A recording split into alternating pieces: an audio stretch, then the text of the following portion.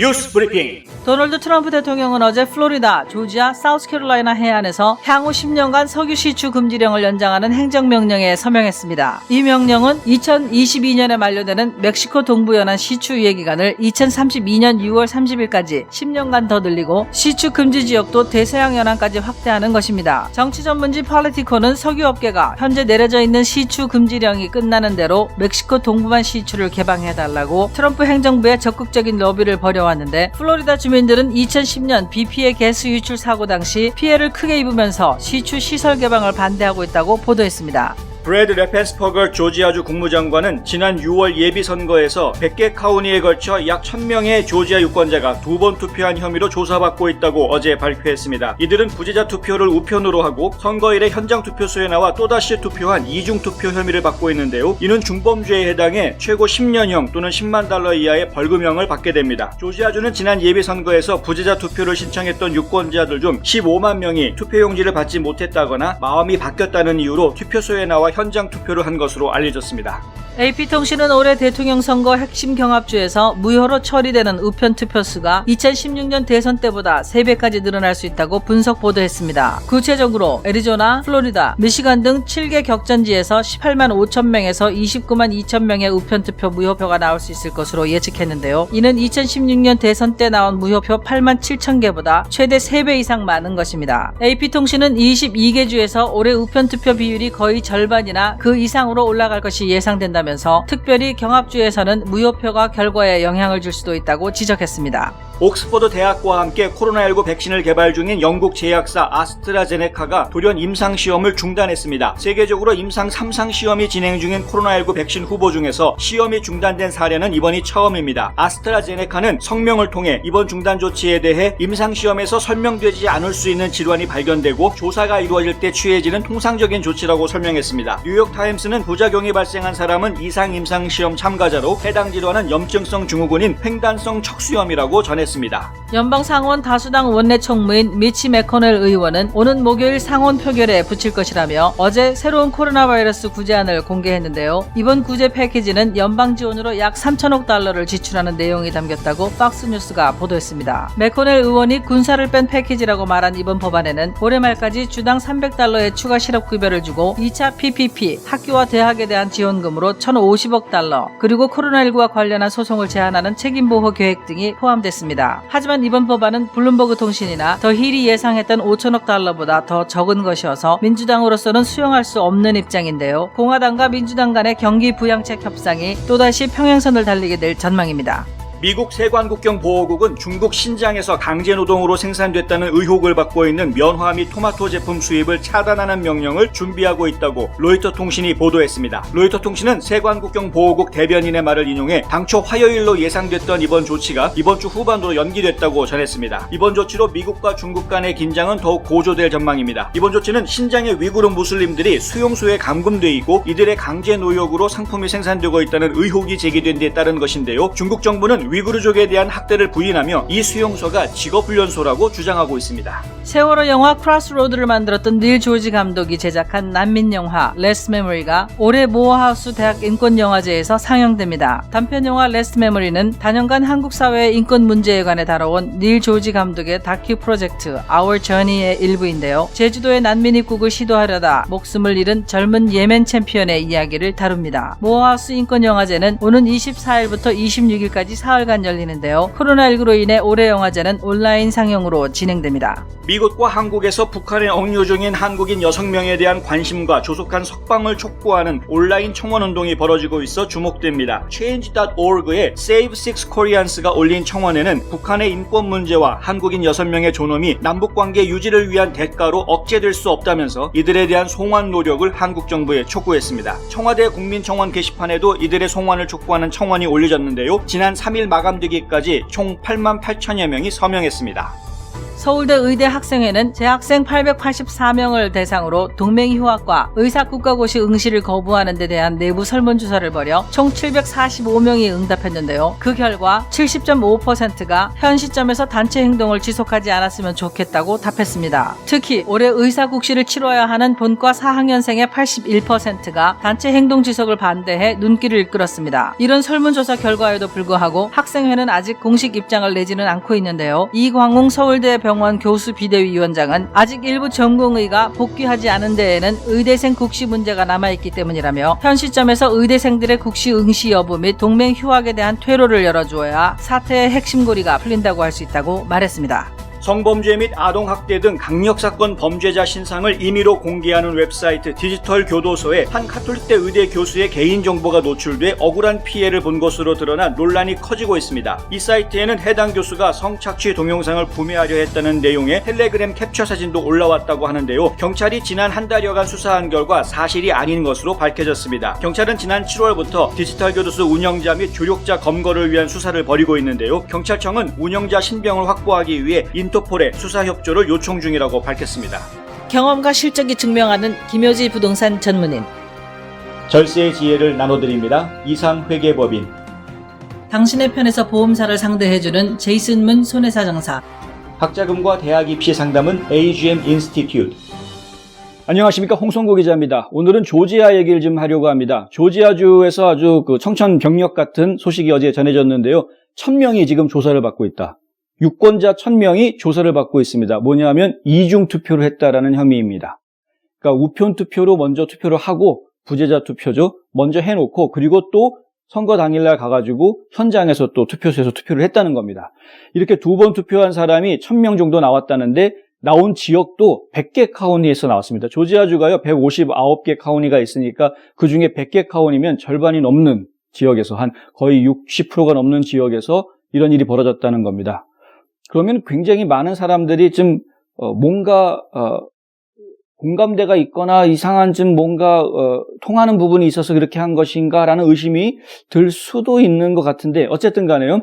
근데 하여간 1000명 정도가 지금 조사를 받고 있다고 하는데 이 사람들의 표가 실제로 그 지역에서 지방선거에 어떤 영향을 주어가지고 당락을 결정짓는 그런 데 영향을 주었는지에 대해서 막 그런 디테일한 자료까지는 아직 공개가 되지 않았습니다.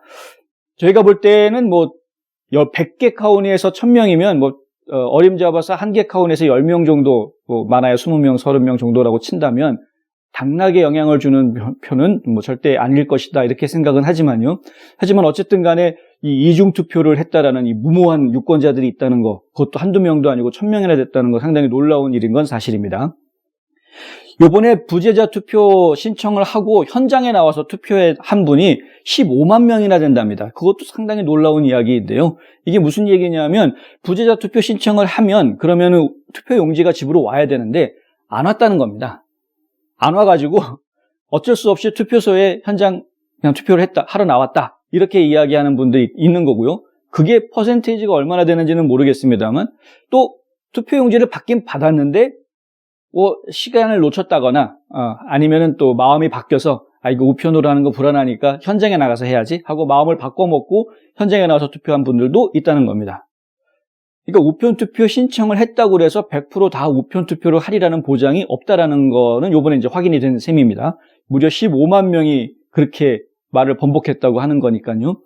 조지아주의 유권자 수가 전체 다 합치면 한 740만 명 정도 됩니다. 근데 그 중에서 지금까지 우편 투표 신청을, 부재자 투표 신청을 한 분이 한 90만 명 정도 된다고 하는데요. 이 90만 명이 전부 다 나와서 투표하라는 보장은 없는 거긴 한 거죠. 근데 어쨌든 간에 이분들이 지금 우편 투표 신청을 했다는 것은 그만큼 코로나19 때문에 현장에 나가서 투표하는 게 좀 꺼려지니까 아무래도 우편으로 투표를 그냥 하는 게 낫겠다라고 생각하는 유권자들이 많아졌다라는 것을 이제 의미합니다. 가장 확실한 투표하는 방법은 사실 현장에 나가는 것이 맞기는 합니다. 현장에 나가서 투표를 하면은 정확하게 집계가 된다라고 우리가 믿을 수 있는데 우편 투표를 하게 되면은 이제 우편 사고가 발생을 할 수도 있고 또 우편 투표를 해놓고 나서 또 까먹고 기억을 못 하고서는 현장 투표 나왔다가 이중 투표를 하게 되는 경우가 있을 수도 있고요. 그리고 또 우편 투표를 했는데 우편물이 늦게 도착을 해서 우편물이 선거일보다 늦게 도착해서 집계가 되지 않는 죽어버리는 이런 사장표가 될 수도 있기 때문에 사실은 우편 투표하는 것보다는 실질적으로는 현장에 나와서 투표하는 것이 더 안전한 방법이기는 합니다. 그럼에도 불구하고 많은 분들이 우편 투표를 할 수밖에 없다라는 이제 생각을 하실 수 있는데요. 코로나 때문에. 근데 그런 상황이 지금 올해 대선에서는 굉장히 중요한 영향을 줄 것으로 지금 점쳐지고 있습니다.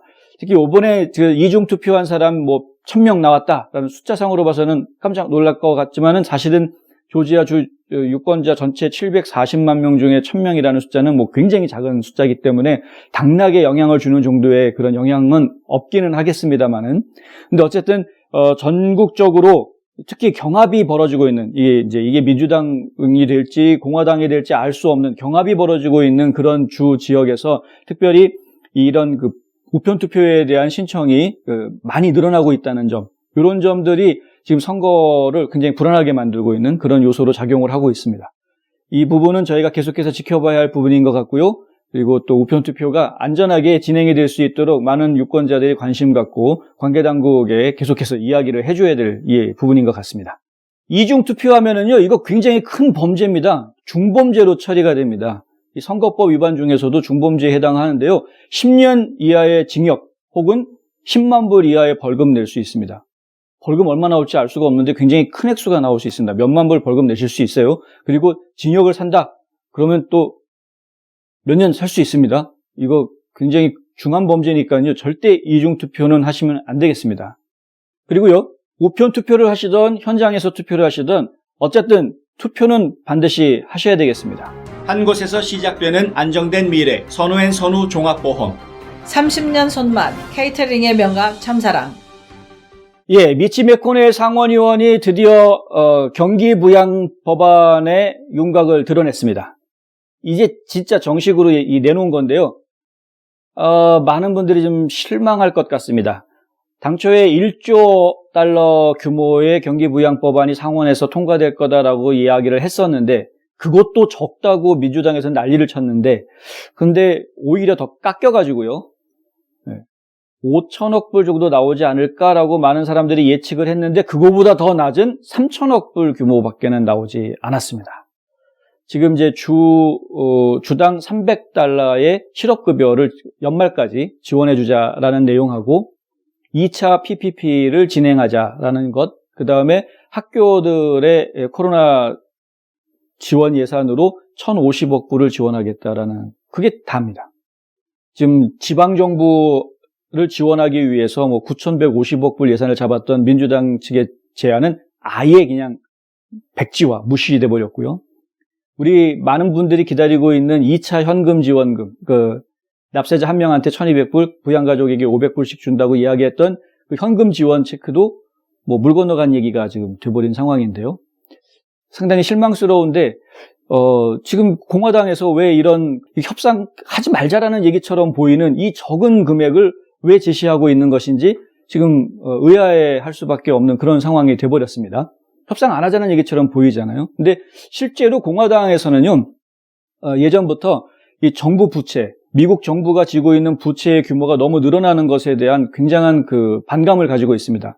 경기 부채가 자꾸 늘어나면은 결국에는 이 달러화에 영향을 주게 되고요. 달러화가 기축통화로서의 지위가 흔들리는 그런 문제가 발생할 수가 있고, 그리고 또 그렇게 되면은 이거는 산업 전반에, 그리고 우리 민생 전체에 굉장히 큰 영향을 줄 수 있는 정말 돌이키기 어려운 문제가 될 수도 있기 때문에 이 미국 정부가 가지는 부채의 규모를 되도록이면 줄여야 된다라는 그런 확신을 가지고 있는 중진 의원들이 공화당이 상당수 있습니다. 이 공화당 상원 의원들 중에서는 사실은 경기부양책이 제대로 통과가 안 될 경우에는 다음에 요번에 재선하기 어려울 것 같아요라고 좀 두려움에 떨고 있는 그런 상원 의원들도 몇 명 있는데, 근데 그럼에도 불구하고 공화당 측에서는 내부적으로 이제 오랜 갈등 끝에 그런 결론을 내린 거죠. 부채를 더 늘리지 말자라고 결론을 내린 것 같습니다. 그런데 저희가 한 가지 좀 기대를 해보는 거는 뭐냐면은요, 이 3천억 달러라고 하는 이 경기부양 지원 예산이 전체의 3천억이다. 예를 들어서 지금 민주당이 얘기하는 3조 4천억 예산을 내놨는데 그거에 맞대응으로 3천억이다. 이렇게 하는 것이 아니라 지금 얘기한 학교 문제, 그 다음에 뭐 기업들을 살리기 위한 PPP, 일자리를 보호하기 위한 거죠, PPP. 그 다음에 직장인들, 퇴직한 혹은 일자리를 잃어버린 직장인들을 위한 그 실업수당 급여, 요 세 가지 항목에 대해서만 일단 우선적으로 먼저 처리하자라고 제안을 하는 것일 수도 있다라는 이제 예측을 해봅니다. 이렇게 제안을 해놓고 나머지 부분, 그러니까 지금 뭐 현금 부양지원금을 좀 추가로 주는 거라든가 아니면은 그 각 지방정부의 지원금을 보내는 문제라든가 아니면은 지금 우체국에 뭐 하는 문제, 뭐 여러 가지 다른 문제들이 있지 않습니까? 그런 다른 지원 예산들에 대해서는 추후에 하나씩 더 얘기하자. 다시 말해서 제2의 패키지, 제3의 패키지를 다시 논의하자. 일단은 요 항목에 대해서만큼은 우선적으로 처리하자. 이렇게 지금 접근하기 때문에 이런 숫자를 내놓고도 협상하겠다고 나오는 것이 아닌가. 이렇게 지금 상황 판단이 되는데요. 어찌됐든 간에 중요한 부분은 빠른 시간 안에 협상이 이루어져서 지금 꺼져가고 있는 경제의 불씨를 다시 좀 살려야 된다라는 것은 확실합니다. 최근에 주가가 강력하게 뚝 떨어진 그 배경에는 상원과 하원 간의 경기 부양 법안이 조만간에 협상이 이루어져서 시중에 돈이 풀릴 것이라는 기대가 있었기 때문이었거든요. 그런데 그런 기대감이 이 협상이 점점 길게 늘어지고 있고 협상이 안 될 것 같다라는 분위기가 자꾸 벌어지면서 주식시장이 거기에 반응해가지고 지금 뚝 떨어진 그런 뭐 원인 중에 하나이기 때문에 그렇기 때문에 어떻게 해서든 빨리 협상이 이루어져서 시중에 돈이 풀릴 수 있다라는 가능성을 다시 한번 보여줘야 그래야 또 주식시장이 다시 살아날 수 있지 않겠습니까? 하루속히 이 협상이 어떤 방법으로든 이 전체 패키지를 다 통으로 협상을 못하더라도 일부만이라도 미치 매코넬 상원의원 측에서 이야기하는 타겟티드, 그러니까 이제 아주 특화된 특정 분야에 대한 예산만이라도 먼저 통과시키고 그 이후에 나머지 항목들에 대해서는 다시 논의하자. 이런 방법도 하나의 좀 지혜가 될 수 있지 않을까 이렇게 생각해 봅니다. 고객과 직원을 지켜주는 스니즈가 지금 주문하세요. 배너앤프린트. 유튜버가 되도록 도와드립니다. 뉴스앤포스트. 애틀란타 하면은 가장 대표적인 인물로 저희가 생각하는 게 마틴 루터 킹 목사인데요. 이 마틴 루터 킹 목사가 다녔던 대학 모어하우스라는 대학이 있습니다. 이 모어하우스 대학이 이 흑인 커뮤니티에서는 굉장히 전통성이 있는 명문 대학으로 좀 뽑히고 있는데요. 이 대학에서 진행하고 있는 인권 영화제가 올해도 열립니다. 9월 말 24일부터 26일까지 인권 영화제가 열리는데요. 올해는 코로나19 때문에 극장에서 상영회를 갖지 못하고 온라인으로 진행을 합니다. 온라인에 접속을 해서 보면은 이제 이브라이트라는 예매 사이트를 통해서 클릭해 들어가면은요, 입장료를 내고, 이제 영화 상영 관람료죠. 관람료를 내면은 특정 시간, 몇 시부터 몇 시까지고, 영화제 기간 동안 그 영화를 언제든 가서 온라인에서 볼 수 있도록 그렇게 허가를 내주는 그런 방식으로 이제 온라인 영화제가 진행이 됩니다. 올해 상영되는 작품들이 상당히 여러 개가 있는데 그 중에서도 저희 이제 눈을 끄는 것이 바로 닐 조지 감독의 라스트 메모리라는 작품인데요. 이 작품은 예멘을 탈출을 해서 제주도로 향했던 젊은 챔피언이 결국은 꿈을 이루지 못하고 이 험한 바도에서 목숨을 잃어가는 그런 이야기를 담고 있다고 합니다. 한 12분 정도 되는 아주 짧은 단편 영화긴 한데 이 닐 조지 감독은 세월호 이야기도 영화로 만들었었고요. 여러 편의 영화를 제작을 하는데 특히 다큐멘터리 시리즈를 지금 제작 중입니다. 그 중에서도 최근에 한국에서 난민들의 생활상을 다룬 그런 시리즈 다큐들을 지금 제작을 하고 있습니다. Our Journey라는 프로젝트 제목을 가지고 하고 있는데 그 중에 한 작품입니다. 이 작품 상영이 한다라는 소식 알려드리는 것은요. 이런 인권 문제, 난민 문제 그리고 또 북한 인권 문제 저희가 관심을 가지고 늘 지켜봐야 하는 문제고 또 필요하다 보면 도움도 줘야 하는 그런 문제라고 생각하기 때문에 전해드렸습니다. 관심 있으신 분들은 모어하우스 대학 홈페이지를 가시면은 홈페이지에서 자세한 내용 찾아보실 수 있습니다. 저희 뉴스앤포스트 홈페이지의 기사로도 이 내용 좀 자세히 올려드리도록 하겠습니다. 홍성구의 뉴스 브리핑은 여기까지입니다. 저는 내일 또 다시 찾아뵙겠습니다. 시청해 주셔서 감사합니다.